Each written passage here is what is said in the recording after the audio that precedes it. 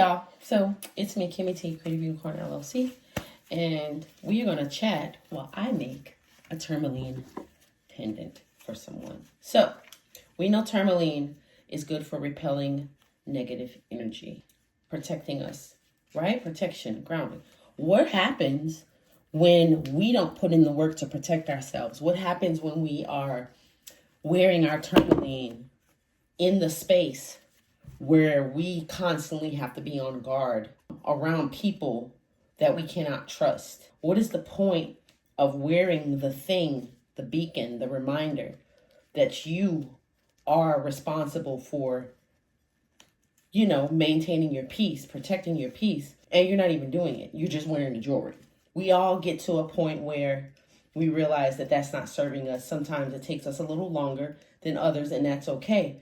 But how do we get to that space where we're not just wearing crystal jewelry, pretty jewelry, cute waist beads, you know what I'm saying? Lighting candles, intentional candles in the house where we're being mistreated and taken advantage of and underappreciated. How do we transition from looking like we're doing something to actually doing something? One of the things is being honest with yourself, admitting that there's some work that you're putting in, or some work that you are not putting in that you need to be putting in to actually change your life. One thing I'd like to share is establishing solid boundaries.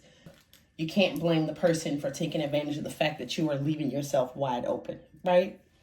And regardless of if these are blood related people or coworkers, friends, acquaintances, everybody and anybody can get it. When you feel that you are constantly having to keep your head on a swivel around certain types of people, those certain types of people, regardless of who they are to you or who they were to you, need to be cut off, period.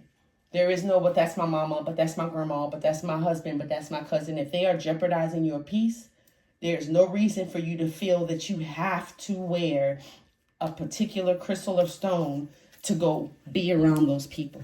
Those people do not need to be around you on your funkiest day. The last one I would say is sitting with yourself and just really analyzing who it is that you're giving your energy to and why.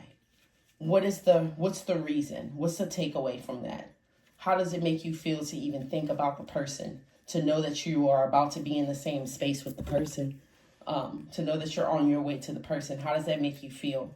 And you take all that information and you decide, how important is it for you to be at peace? How important are these people when it comes to challenging that peace and happiness and love that you deserve, right? And that's when you realize that these crystals can't be nothing but reminders, extensions of self. They can never be anything more than that. It can never be anything more than beacons, right? Once we realize who the fuck we are and what we need to be doing. So keep those 3 points in mind. Grab you some tourmaline, and every time you put it on, say, I'm going to do my part. I'm going to do what I need to do in this situation so that I can be the happiest person, or the happiest version, or the most at peace version of myself. And when you set that bar for yourself, everything and everybody around you is either going to get hip or they're going to get lost. And you are going to find so much joy in that, I promise. But it starts with you making the changes that you need to make. And here we are, ladies and gentlemen, with one of those beacons, the infamous tourmaline. I hope you guys have an awesome day and continue to be unapologetic and your unfuckable self. Bye.